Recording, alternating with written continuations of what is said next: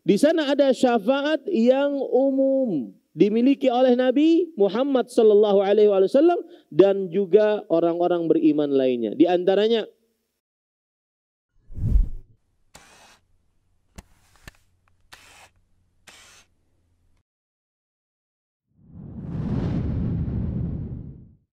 Assalamualaikum warahmatullahi wabarakatuh. Bismillahirrahmanirrahim. Innal hamdalillah nahmaduhu wa nasta'inuhu wa nastaghfiruh wa na'udzu billahi min shururi anfusina wa sayyiati a'malina. Man yahdihillahu fala mudilla lahu wa man yudlil fala hadiya lahu. Wa ashhadu an la ilaha illallah wahdahu la syarika lah wa ashhadu anna Muhammadan 'abduhu wa rasuluh. Ya ayyuhalladzina amanu taqullaha haqqa tuqatih wa la tamutunna illa wa antum muslimun. Ya ayyuhan nasu taqu rabbakumul ladzi khalaqakum min nafsin wahidah wa khalaqa minha zawjaha wa batha minhuma rijalan katsiran wa nisaa'a wattaqullaha alladzi tasaaluna bihi wal arham innallaha kana 'alaikum raqiba.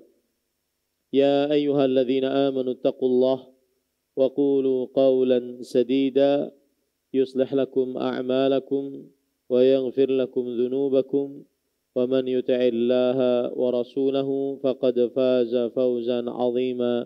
Amma ba'd, fa inna asdaqal hadits kitabullah wa ahsanul hadi hadi Muhammadin sallallahu alaihi wa ala alihi wasallam wa syarrul umuri muhdatsatuha wa kullu muhdatsatin bid'ah wa kullu bid'atin dhalalah wa kullu dhalalatin finnar.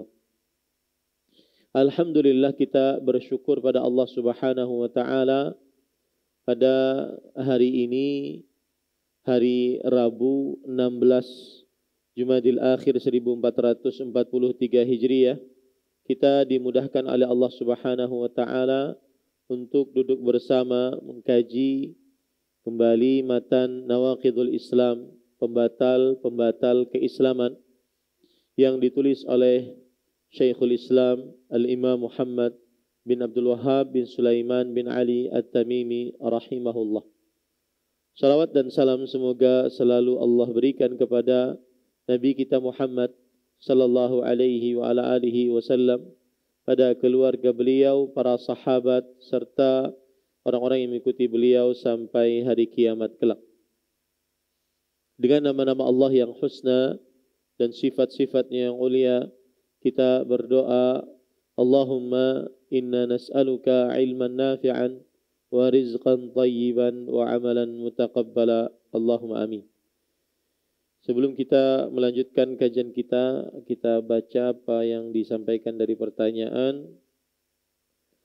Bismillah, dalam hadis riwayat Bukhari nomor 6567 dari Anas radhiyallahu anhu bahwa Ibu Harithah bertanya kepada Rasul sallallahu alaihi wasallam di mana Harithah berada karena gugur dalam perang, dan Rasul sallallahu alaihi wasallam memberitahukan bahwa sesungguhnya dia berada dalam surga Firdaus. Akan tetapi pada kajian pekan lalu bahwa Rasul sallallahu alaihi wasallam lah yang pertama kali masuk ke dalam surga Firdaus dengan membawa kuncinya. Mohon penjelasan hadis tersebut. Tidak ada pertentangan dengan yang sudah kita sebutkan bahwa yang pertama kali minta dibukakan pintu surga adalah Rasul sallallahu alaihi wasallam dan anaknya Harithah di dalam surga Firdaus. Mana ada pertentangannya? Mana ada pertentangannya? Yang masuk pertama kali Rasul sallallahu alaihi wasallam. Nanti Harithah ikut dalamnya. Tidak ada pertentangan di dalamnya. Nah, pada pertemuan sebelumnya kita sudah membahas pembatal keislaman yang kedua, yaitu penulis mengatakan man ja'ala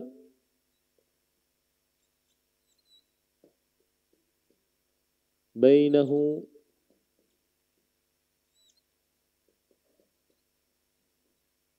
wa baina Allah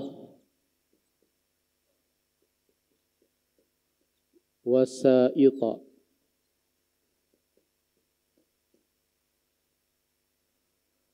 Yad'uuhum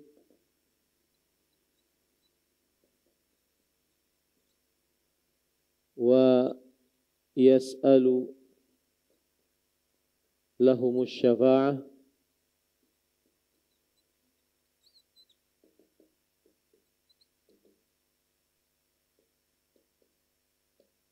wa yatawakkalu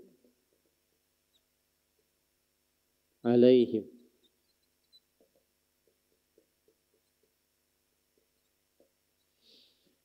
Yang artinya barang siapa yang menjadikan antara dia, antara seseorang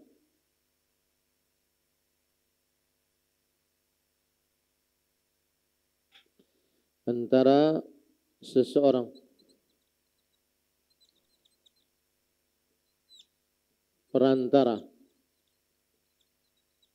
dengan Allah. Barang siapa yang menjadikan antara dia dengan Allah perantara, ia berdoa kepada perantara tersebut. Seseorang ini berdoa kepada perantara tersebut.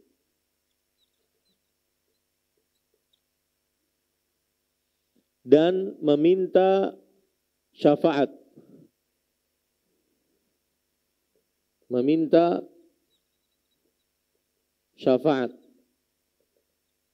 Kepada perantara tersebut, bukan kepada Allah. Ini sudah kita bahas dan ini sedang kita bahas. Ini permasalahan kita.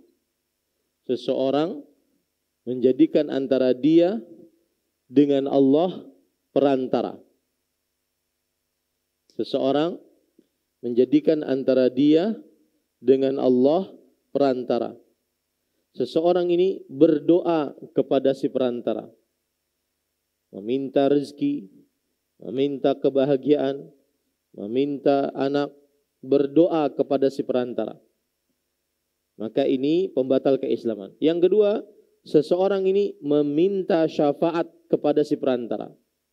Meminta syafaat kepada si perantara. Nah, ini yang sedang kita bahas. Pada pertemuan sebelumnya, kita katakan bahwa mekanisme syafaat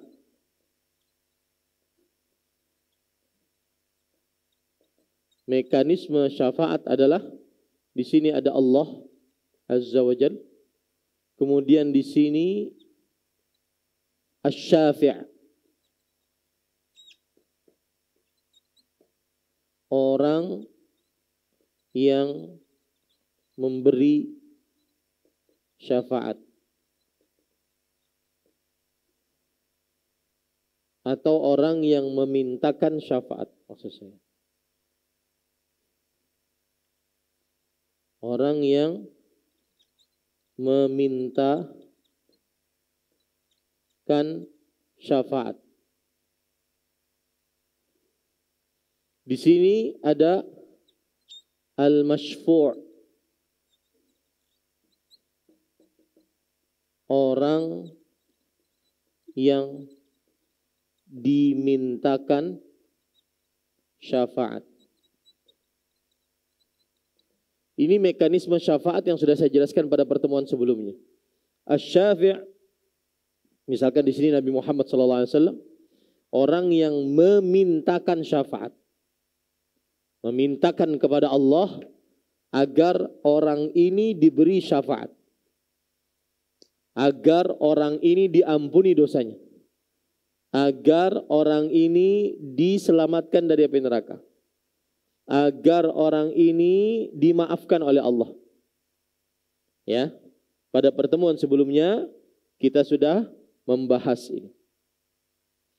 Dan juga pada pertemuan sebelumnya kita sudah membahas bahwa Syafaat tidak akan terjadi kecuali saat asy-syafi' mendapatkan apa?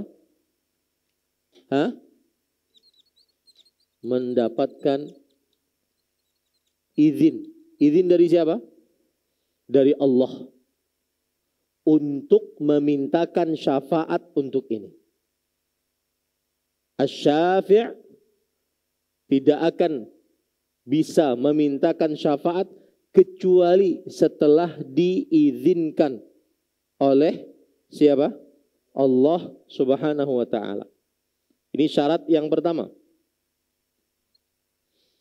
Syarat yang kedua, al-masyfu', orang yang dimintakan syafaat, orang yang didoakan oleh ini agar diampuni dosanya, agar diselamatkan, agar dikeluarkan dari api neraka, agar tidak jadi masuk neraka, maka syaratnya adalah diridhoi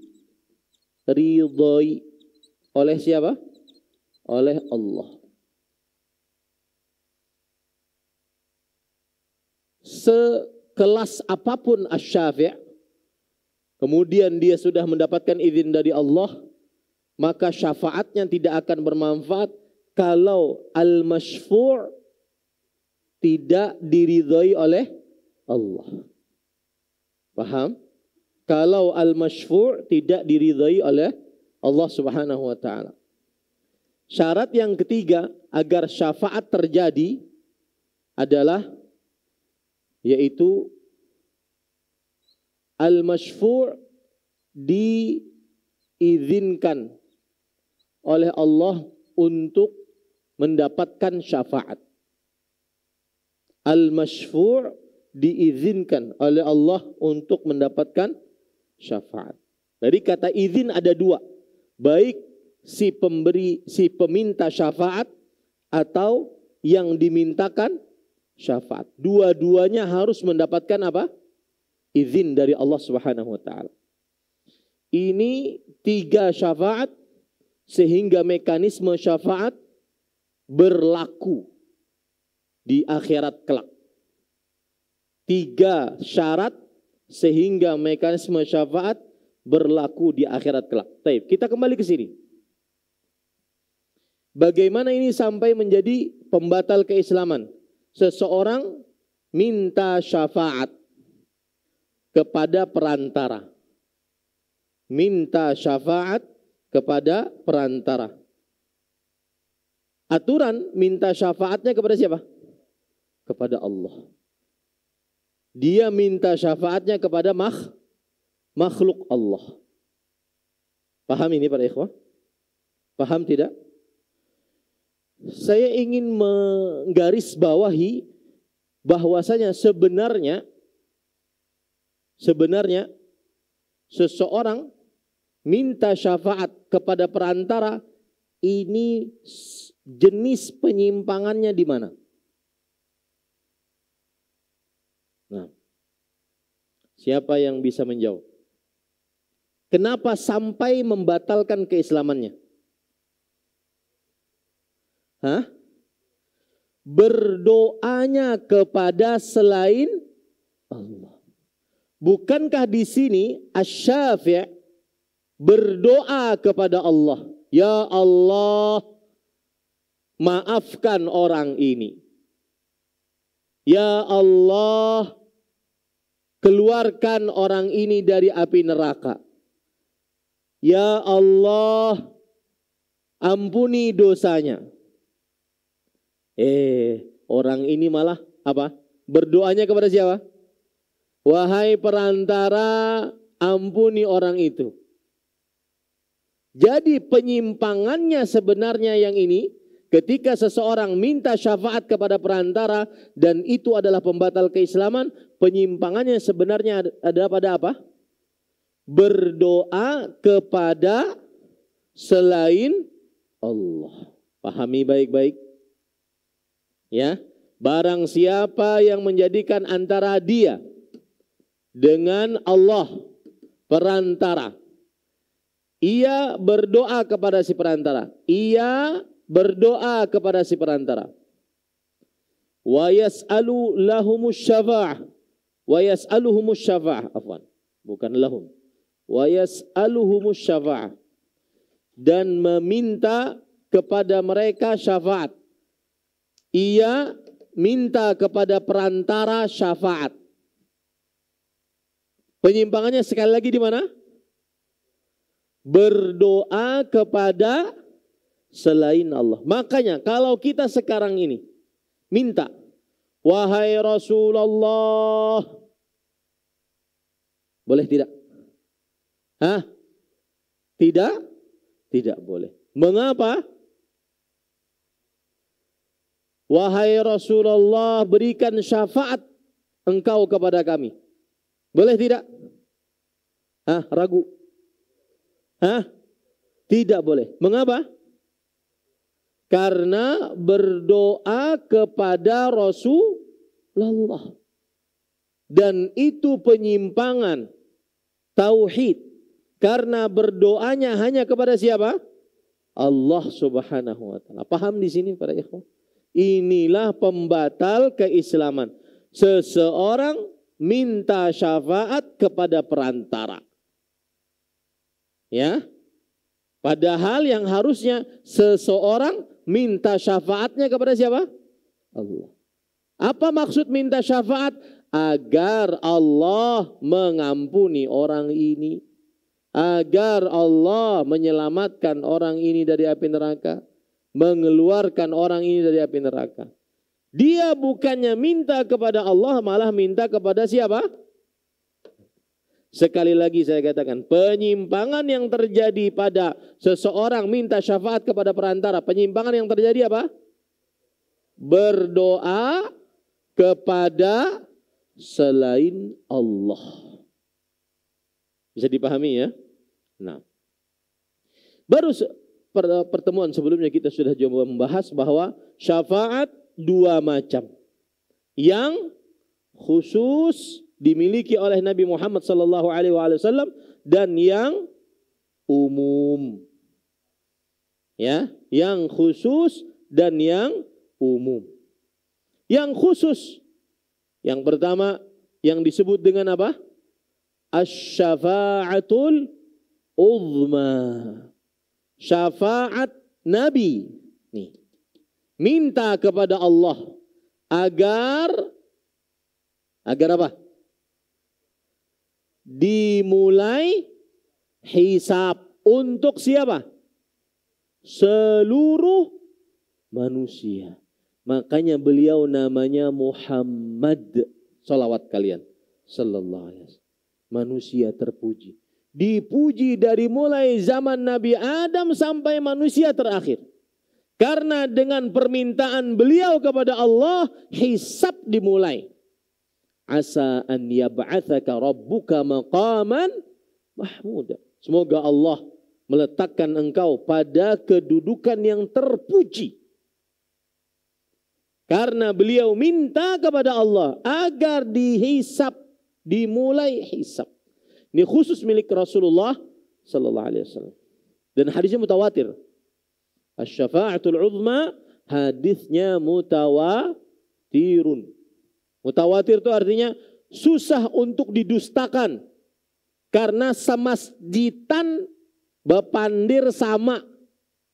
Tanpa dibayar, tanpa ada kesepakatan. Itu namanya mutawatir. Yang kedua, syafaat yang khusus milik Nabi Muhammad SAW adalah syafaat untuk paman beliau. Siapa? Abu Talib.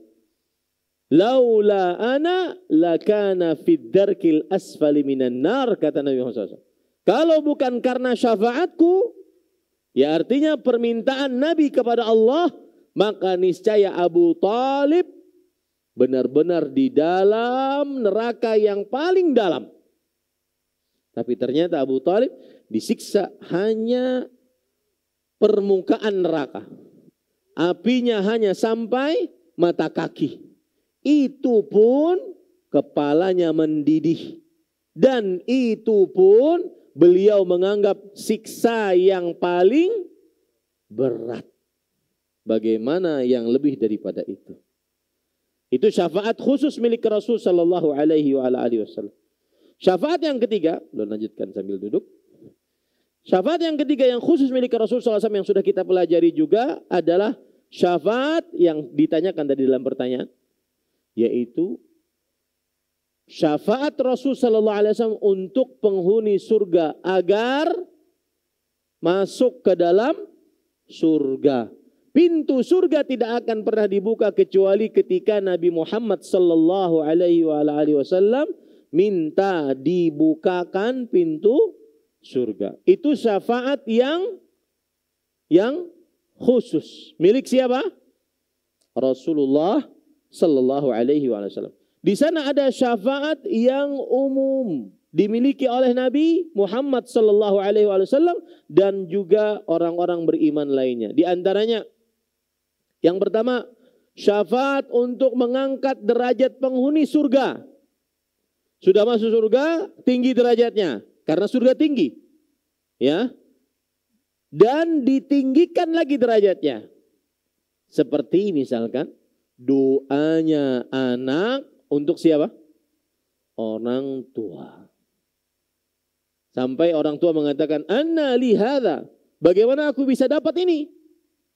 Kemudian beliau dijawab oleh Allah Subhanahu wa taala, "Bistighfari waladika laka." Dengan istighfar anakmu untukmu.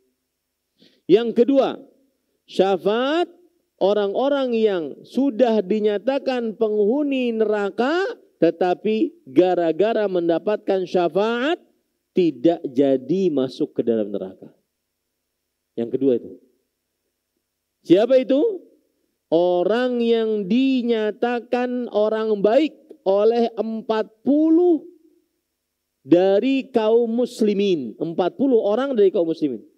Kada berjanjian, kada dibayar dengan amplop. Ya, tidak disebutkan setelah salat min ahli khair, enggak. Semuanya mengaku bahwasanya si fulan yang meninggal adalah ahlul khair. Dia dapat pengakuan dari 40 sahabat. Ada sahabat karib saya karena Allah Subhanahu wa taala di masa pandemi susah untuk mengumpulkan 40 orang. Maka beliau telponi satu-satu. Ibu saya meninggal, ayo datangi sholat. Ibu saya meninggal, ayo datangi sholat. Salah satu faedahnya agar bisa bersaksi 40. Karena dan itu salah satu bakti kepada orang tua. Datangkan orang. Agar bisa menyaksikan jenazah orang tuamu sehingga orang tua kita dinyatakan baik oleh orang lain. Ini para ikhwah. Syafaat yang ketiga yang khusus, yang umum adalah syafaat untuk penghuni neraka yang sudah masuk ke dalam neraka sehingga bisa dikeluarkan dari nerakanya Allah Subhanahu wa taala. Ini sudah saya sebut namanya siapa? Al-Jahannamiyun. Mereka ini disebut sebagai Jahannamiyun. Masuk ke dalam neraka Jahannam, gosong. Tetapi akibat syafaat bisa dikeluarkan oleh Allah Subhanahu wa taala. Syafaat yang keempat, syafaat yang dosanya dan pahalanya sama. Ini masuk mana nih? Surga dan neraka sama pahalanya, lek-lekan. Maka para ikhwan yang dirahmati oleh Allah, berkat tadi termasuk hadis di dalamnya, berkat disaksikan oleh kaum muslimin dengan kebaikan, maka pada saat itu dia mendapatkan. Maka baik-baik Pak dengan orang. Berbuat baiklah dengan orang dan tidak perlu masuk media sosial. Ya. Tidak perlu masuk media sosial, tidak perlu diberitakan oleh media sosial.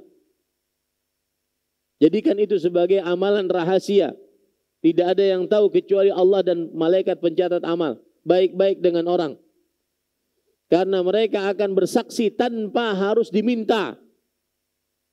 Dan itu akan menjadi syafaat kelak di hari kiamat. Yang kelima, syafaat bagi umat Rasul sallallahu alaihi wasallam masuk surga tanpa hisab dan azab. Baik. Sekarang para ikhwah yang dirahmati oleh Allah Subhanahu wa taala, saya akan sebutkan permasalahan yang ketujuh.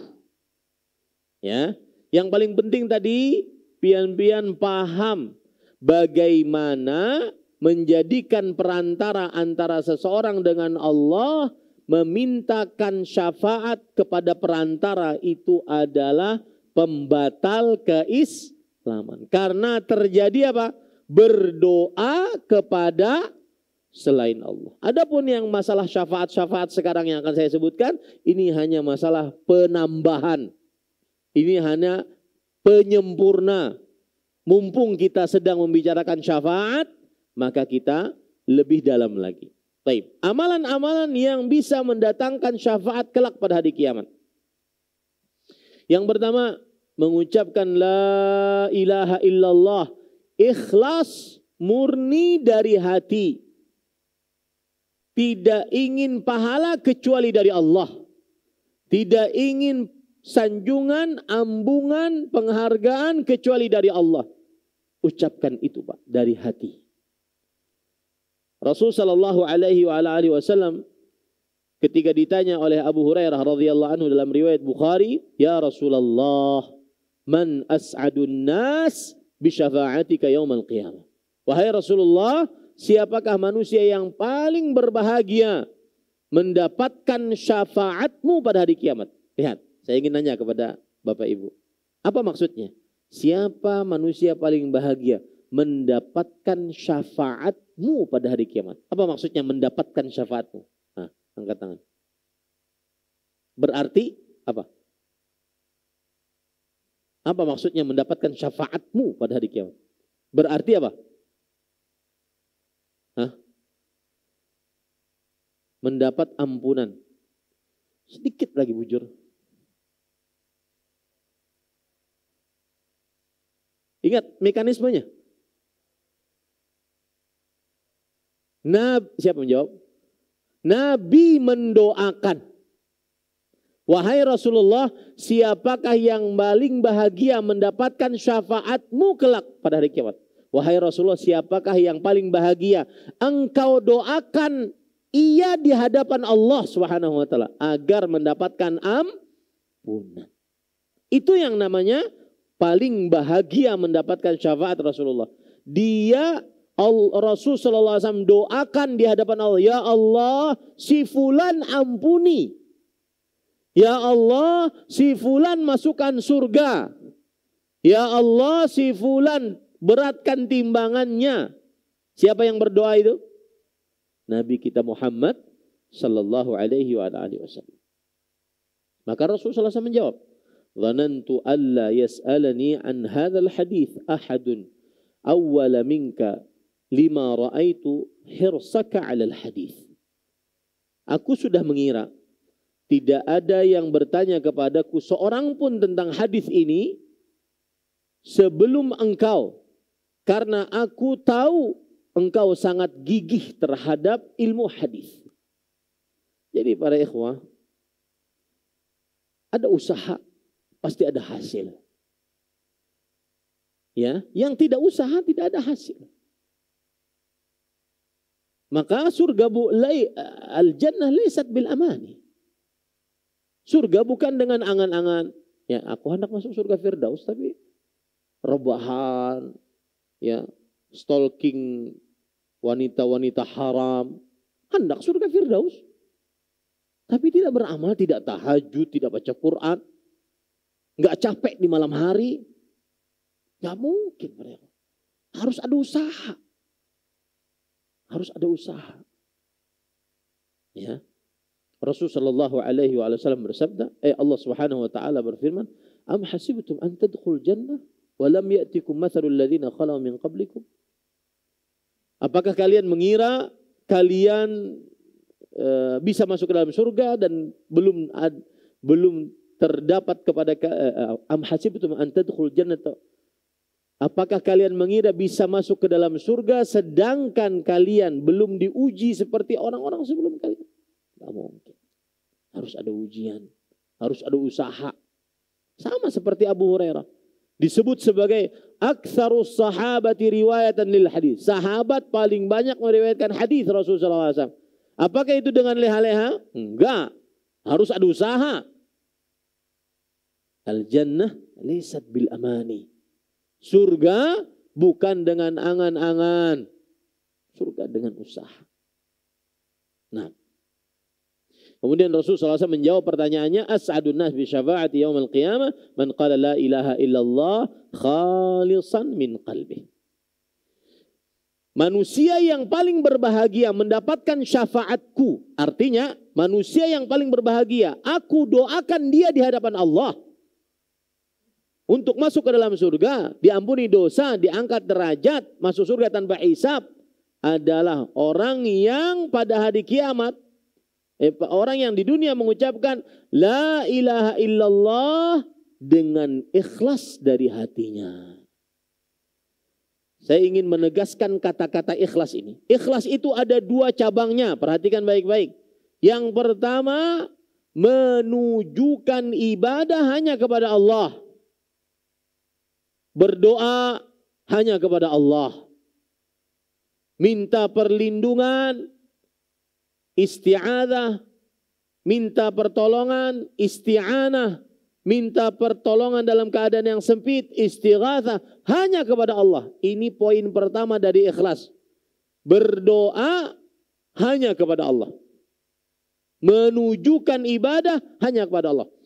Poin kedua dari ikhlas adalah berharap pahala hanya dari Allah. Baik, ahibati fillah. Yang kedua adalah ikhlas berharap hanya pahala dari Allah. Seperti kalau sholat, puasa, zakat, haji, baca Quran, hanya ingin pahala dari Allah. Itulah ikhlas. Jadi ikhlas itu ada dua. Apalah? Ikhlas itu ada dua. Jadi kalau seandainya, pian misalkan, kehilangan sandal. Habis itu, mamai. Sudah gini ikhlas akan aja. Itu lain makna ikhlas. Paham gak? Tetapi ikhlas yang dimaksud oleh Sidin tadi adalah relakan saja. Adapun lafaz syar'i, ikhlas itu ada dua maknanya. Berdoa hanya kepada Allah, minta tolong, minta perlindungan, minta keselamatan hanya kepada Allah. Atau beribadah berharap pahala hanya dari siapa? Allah. Itulah ikhlas. Paham sekarang para ikhwan? Nah, itu amalan pertama. Amalan yang kedua yaitu membaca doa setelah azan dan memintakan syafaat kepada Allah. Membaca doa setelah azan dan memintakan wasilah untuk Nabi Muhammad SAW kepada Allah Subhanahu wa taala. Atau gampangannya adalah membaca bacaan setelah azan. Ini salah satu amalan pendatang syafaat. Yang mintakan syafaat nanti siapa? Rasulullah sallallahu alaihi wasallam kepada Allah Subhanahu wa taala. Dalam hadis riwayat Bukhari dari Jabir radhiyallahu anhu, Rasul sallallahu alaihi wasallam bersabda, "Man qala hina yasma'un nida." Siapa yang berdoa saat setelah diucapkan azan. Allahumma rabba hadhihi da'wati tammah was-salatil qa'imah ati Muhammadanil wasilata wal fadilah wab'athhu maqaman mahmudan alladhi wa'adta illa halat lahu syafa'ah. Siapa yang setelah azan berdoa itu memintakan kepada Rasul, kepada Allah Subhanahu wa taala wasilah untuk siapa? Nabi Muhammad sallallahu alaihi wasallam, maka dia dihalalkan untuknya mendapatkan syafaat. Nah, kemudian amalan selanjutnya yang bisa mendatangkan syafaat adalah yaitu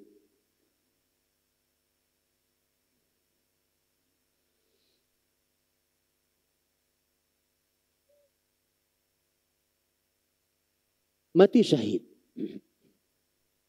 Rasul sallallahu alaihi wa ala alihi wasallam bersabda dalam hadis yang diriwayatkan oleh Imam Ibnu Majah, Imam Al-Baihaqi dalam kitab Syu'abul Iman dari Utsman bin Affan radhiyallahu anhu, yashfa'u yaumal qiyamati thalathatun. Lihat bahasanya.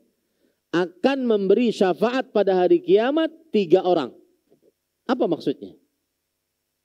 Akan memberi syafaat pada hari kiamat 3 orang. Apa maksudnya? Berarti akan ada 3 orang yang apa? Berdoa kepada siapa? Allah. Akan ada 3 orang yang berdoa kepada Allah. Ya, al-anbiya, thumma al-ulama, thumma syuhada. Para nabi, para ulama, dan orang-orang yang mati syahid. Kemudian juga hadis yang lain yang diriwayatkan oleh Imam Abu Dawud dari Abu Darda radhiyallahu an, Rasul sallallahu alaihi wasallam bersabda, "Yashfa'u syahidu fi 70 min ahli baitih." Orang yang mati syahid akan memberikan syafaat. Apa maksudnya? Saya ulang-ulang agar paham Bapak. Orang yang mati syahid akan memberikan syafaat. Apa maksudnya? Dia akan berdoa kepada siapa? Allah. Fi 70 min ahli baiti. Untuk 70 orang dari keluarganya. Allahu Akbar. Ya, berarti yang mati syahid akan memberikan syafaat. Maksudnya berdoa kepada Allah agar 70 orang dari keluarganya dimasukkan ke dalam surganya Allah Subhanahu wa taala. Amalan selanjutnya yaitu orang tua, keridhaan orang tua. Keridhaan orang tua. Afwan. Keliru saya. Amalan selanjutnya adalah diwafatkannya 2 orang anak saat masih kecil belum balik. Sebelum orang tuanya. 2 orang anak saat masih kecil belum balik. Rasul sallallahu alaihi wa ala alihi wasallam bersabda dalam hadis yang diriwayatkan oleh Imam Muslim dari Abu Hurairah radhiyallahu anhu, beliau berkata kepada liniswatin minal ansar, kepada para perempuan dari kaum Ansar, la yamutu li ihda kunna thalathatun minal walad.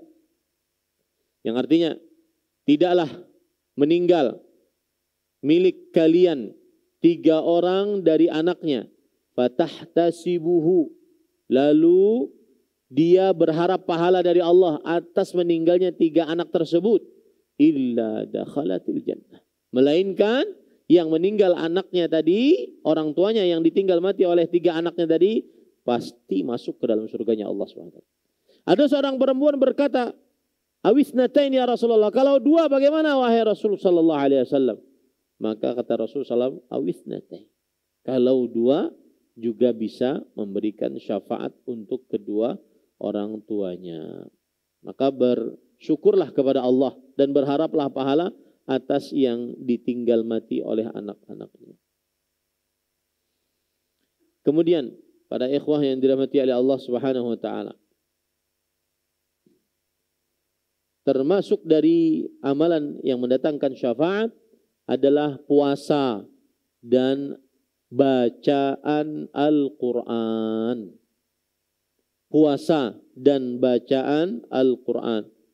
Rasul sallallahu alaihi wasallam bersabda dalam hadis riwayat Imam Ahmad dari Abdullah bin Amr bin As radhiyallahu anhuma, as-siyamu wal Qur'anu yashfa'ani lil 'abdi yaumal qiyamah. Puasa dan Al-Quran kedua-duanya akan memberikan syafaat untuk seorang hamba pada hari kiamat. Lihat ya. Langsung dijelaskan oleh Rasulullah SAW. Bagaimana prosesnya? Puasa bisa memberikan syafaat. Bacaan Al-Quran bisa memberikan syafaat. Yaqulus siyam. Puasa berkata, I Rabbi, wahai Tuhanku. Lihat. Puasanya apa? Berdoa. I Rabbi, mana'tuhu ta'ama wa syahawati bin nahar. fasyafi'ni fi. Wahai Tuhanku, aku larang dia untuk makan, untuk bersyahwat, melampiaskan syahwatnya di siang hari, maka ampuni dia. Itu proses syafaat seperti itu.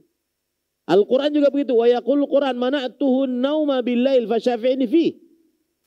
Al-Quran mengatakan, nah ini terdapat pelajaran. Wahai Tuhanku, aku tahan dia untuk baca Quran di malam hari.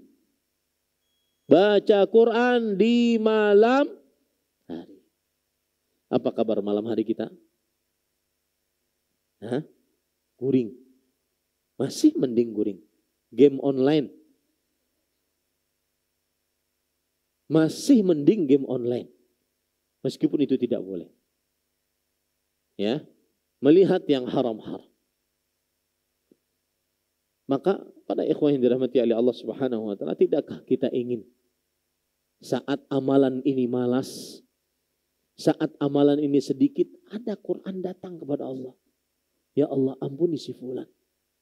Ya Allah, rahmati si fulan. Baca Quran malam hari. Ya. Permasalahan syafaat selesai. Walhamdulillah. Sekarang kita masuk kepada ini. Wa yatawakkalu alaihim. Jadi malam ini selesai pembatal keislaman yang kedua. Dan seseorang bertawakal kepada perantara-perantara. Ini pembatal keislaman. Seseorang yang menjadikan antara dirinya dengan Allah perantara, dia bertawakal kepada siapa? Perantara. Bukan bertawakal kepada siapa? Allah. Ini pembatal keislaman. Makanya setelah itu Syekhul Islam Ibnu Taimiyah Syekhul Islam Muhammad bin Abdul Wahhab rahimahullah mengatakan kafara ijma'an. Siapa yang melakukan seperti ini, menjadikan antara dirinya dengan Allah perantara, ia berdoa kepada perantara, ia minta syafaat kepada perantara, ia bertawakal kepada perantara, kafir secara ijma', secara konsensus para ulama. Ya. Nah, sekarang saya sedikit menyinggung tentang masalah tawakal. Beberapa poin tentang tawakal. Ya.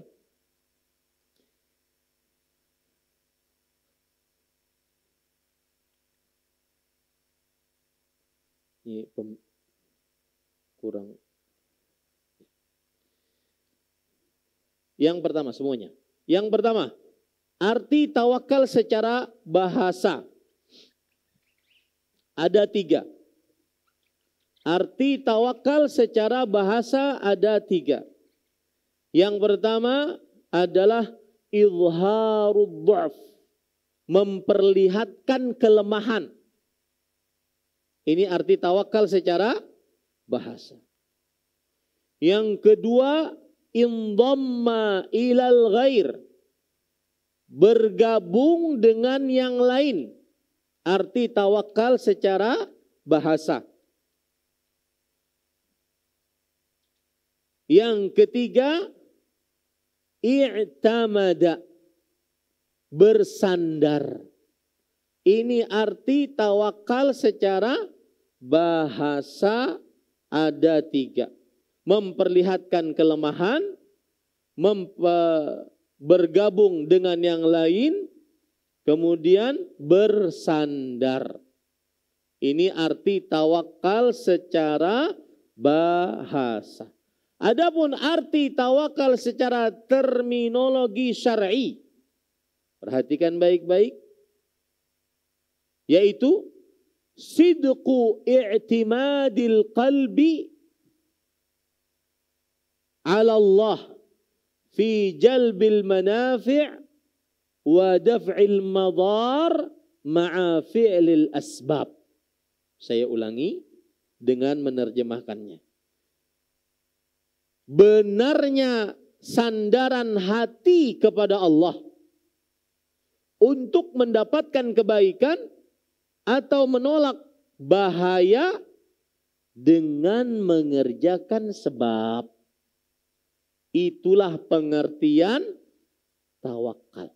Saya akan jelaskan pelan-pelan sehingga Bapak Ibu pun bisa menulis dengan mudah. Sidqu i'timadil qalbi. Artinya benarnya sandaran hati. Sungguh-sungguhnya sandaran hati. Hatinya yang bersandar, bukan orangnya. Hatinya yang bersandar, perasaannya yang bersandar. Kepada siapa bersandar? Kepada Allah. Dalam hal apa bersandar? Dalam hal mendapat kebaikan atau menolak kemudaratan, keburukan. Ya, mendapat kebaikan atau menolak keburukan. Ma'a fi'lil asbab, dengan mengerjakan sebab. Baik.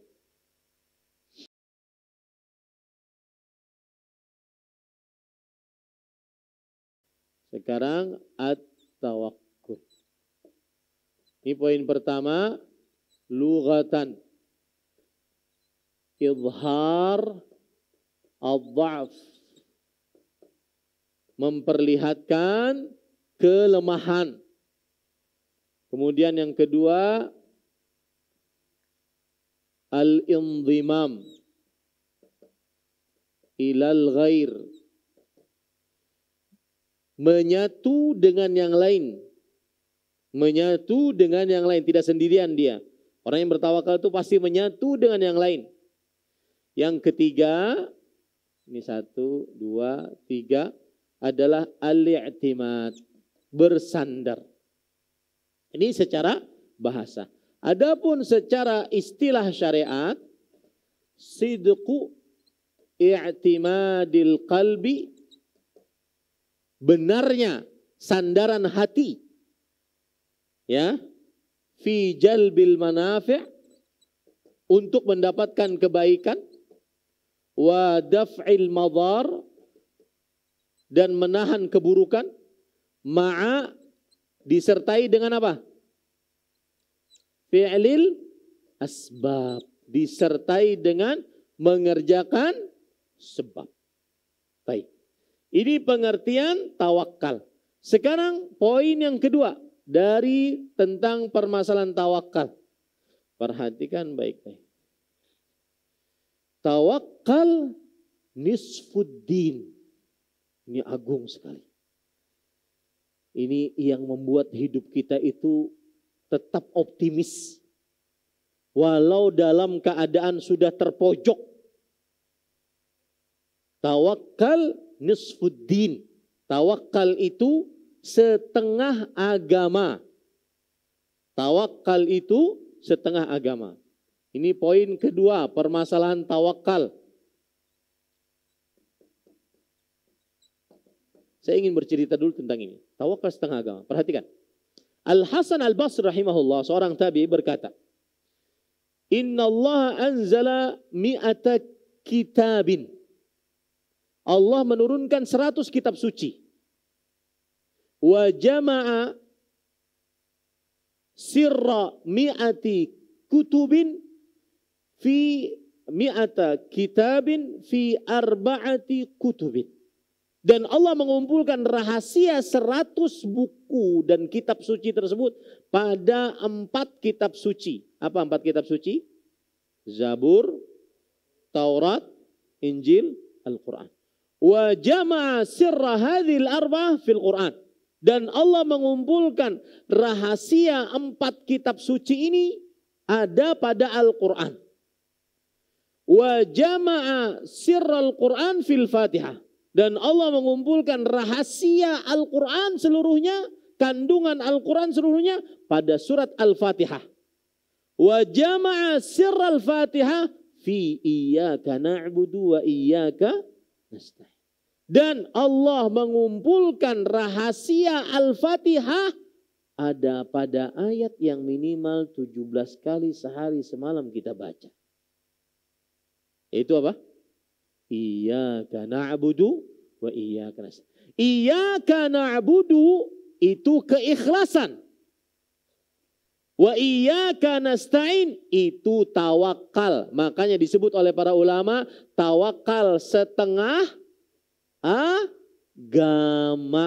Tidak akan mungkin ibadah apapun kita bisa kerjakan tanpa nasta'in, tanpa minta tolong kepada Allah Subhanahu wa taala. Tidak mungkin. Maka tawakal setengah agama. Ini menumbuhkan orang sedang kesulitan, orang sedang kesempitan, tawakal kepada Allah. Minta tolong. Anak susah diatur, sudah SMP, sudah SMA belum pakai jilbab, nggak mau sholat, nggak mau puasa Ramadan, minta tolong sama Allah. Minta tolong sama Allah. Kesulitan rezeki, kesulitan kesembuhan dari penyakit, minta tolong sama Allah. Tawakal setengah agama. Ya. Kemudian permasalahan ketiga yang ingin kita bahas. Fi'lul asbab la yunafit tawakkul. Lihat, mengerjakan sebab tidak bertentangan dengan tawakal. Mengerjakan sebab tidak bertentangan dengan tawakal. Biar orang pengoler. Kenapa ada begawi? Tawakal aja kok. Ini qadhun fil aqd. Ini namanya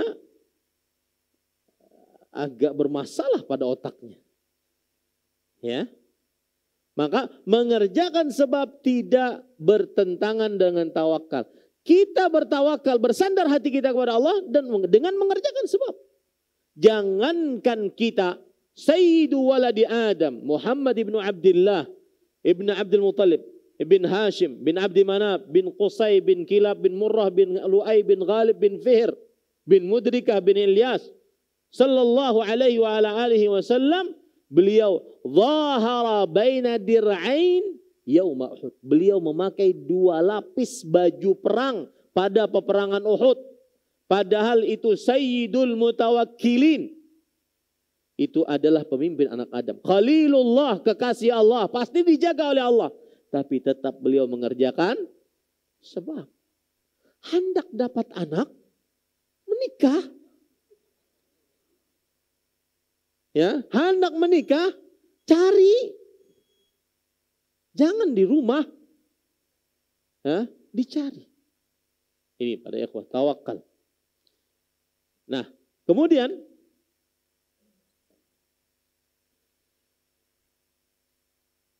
za'mut tawakkul biduni fi'lil asbab huwa at-tawakkul. Mengira tawakal dengan tanpa mengerjakan sebab itu adalah modal nekat. Lain tawakal ngarannya, tawakul ada alifnya. Ada alifnya. Ini terjadi dan disebutkan dalam Al-Quran. Ketika Allah Subhanahu wa taala berfirman, "Wa tazawwadu." Berbekallah kalian. Kata orang-orang jamaah haji dari Yaman, disebutkan dalam Al-Quran Yaman ya, oleh Abdullah bin Abbas radhiyallahu anhu. Saya tidak merendahkan. Tetapi Abdullah bin Abbas radhiyallahu anhu berkata seperti itu. Orang-orang dari Yaman ketika berhaji, ayo ambil bekal kalian untuk di jalan sampai di Mekah nanti kalian bisa bekal. Kata mereka, nahnul mutawakkilun. Kita bertawakal kepada Allah. Sampai di kota Mekah minta-minta. Ini namanya bukan tawakal. Tetapi apa? Tawakul. Modal nekat. Ya. Beisi bini sauting. Tidak dinafkahi dengan becus. Hutang di mana-mana. Hendak yang kedua. Ini namanya tawakul. Sadar. Subhanallah. Ya, laki-laki ini kadang-kadang hanyar promosi. Dulu dikisahkan oleh Umu. Ada kawan suami kawan, promosi, hanya promosi belum diangkat lagi. Promosi diangkat menjadi kepala sekolah TK. Sudah gagah mana pina menjual diri mana sudah. Ya. Kisah melempar lamaran siapa hendak konako. Sakalnya kada diangkat subhanallah. La haula. Ini tawakul ya, hati-hati. Baik. Kemudian yang kelima berkaitan dengan tawakal. Tawakal mengajari kita tentang sebab. Aqsam as-sabab. Macam-macam sebab. Ini kan tadi. Benarnya sandaran hati kepada Allah. Alallah. Kelupaan Allah ini paling penting padahal. Benarnya sandaran hati kepada Allah dalam mendapatkan kebaikan atau menolak keburukan dengan mengerjakan sebab. Sebab dalam Islam ada dua. Saya sering katakan ini. Sebab yang pertama disebut dengan sebab qadari. Sebab apa? Qadari. Yaitu sebab yang Allah takdirkan bahwa ini bisa menjadi sebab. Saya tadi baru lihat berita. Varian Omikron, menurut sebagian ahli, itu adalah karunia Allah untuk menghilangkan COVID-19. Karena orang terkena itu, sehari dua hari pilek, selesai. Jadi benar-benar kebal. Mudah-mudahan habis ini sudah. Ya. Ini qadari. Vaksin qadari. Jika terbukti qadari. Sakit kepala minumi Panadol qadari. Allah takdirkan sesuatu bisa menjadi sebab. Itu namanya sebab apa? Qadar. Ya. Kemudian sebab yang kedua adalah sebab syar'i. Jadi mun pian hendak ingat sebab ini, mun ada kawan pian ngarannya qadari ini sebab ini. Sebab syar'i. Seperti apa? Madu. Allah berfirman di dalam Al-Quran. Ya. Madu sebagai penyembuh. Syifa. Kemudian Allah berfirman dalam Al-Quran. Al-Quran sebagai penyembuh. Itu syar'i. Zam-zam. Rasulullah SAW bersabda. Zam-zam lima syuribalah. Zam-zam bagi siapa yang meminumnya. Ta'amu tu'min wa syifa'u suqmin. Makanan paling bergizi, obat penyembuh penyakit. Kemudian ajwa, siapa yang makan 7 butir sebelumnya, sebelum sarapan, maka dia selamat min kulli sum illal maut.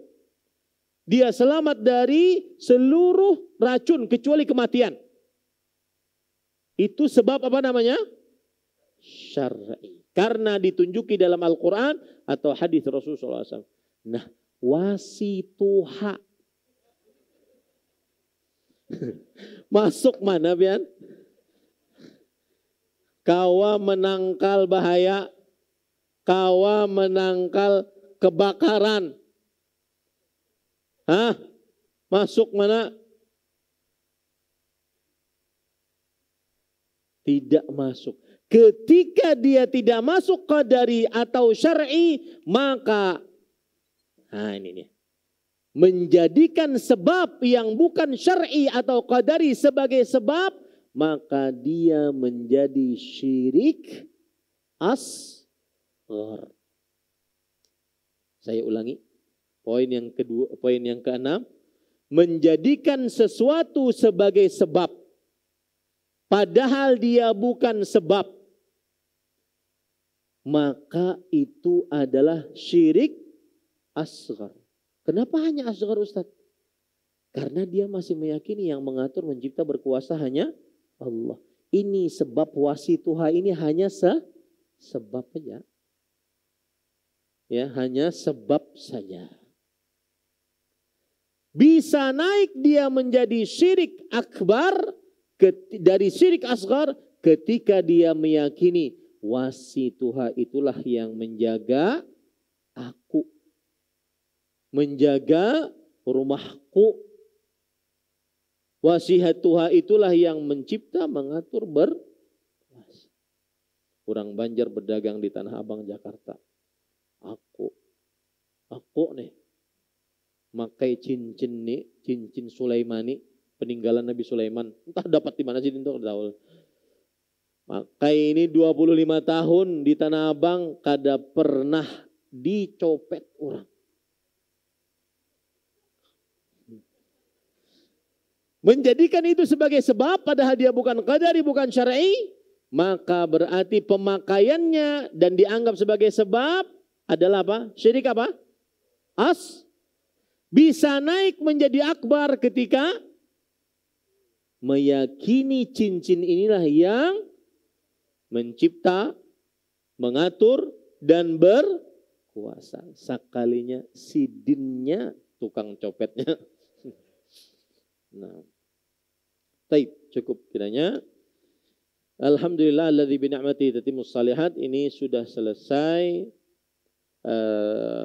poin yang kedua dari pembatal keislaman, dan kita bersyukur kepada Allah Subhanahu wa taala. Dan biasanya kalau sudah masuk kepada poin yang ketiga, kita tambah semangat lagi karena ada yang baru. Ya, maka diajak kawan-kawannya yang masih di kamar, yang masih takutan, ya, ajak agar duduk di majelis ilmu. Ya. Duduk di majelis ilmu di masjid lebih berkah dibandingkan nonton online. Ya, betul, lebih berkah dibandingkan nonton online. Karena kita di masjid nunggu sholat, setelah sholat itu didoakan oleh malaikat dengan doa Allah maghfirlahu warhamhu. Ya, maka ajak kawan-kawannya bahwa pekan depan insyaallah taala kita akan masuk kepada pembatal keislaman yang baru. Karena biasanya yang baru tambah semangat. Ya, yang baru tambah semangat. Mungkin bini baru juga tambah semangat, insya Allah. Baik, kita cukupkan dengan kafaratul majlis. Subhanakallah wa hamdik, asyhadu an la ilaha illa anta, astaghfiruka wa atubu ilaik. Sallallahu nabiyana Muhammad walhamdulillahirabbil alamin. Wassalamualaikum warahmatullahi wabarakatuh.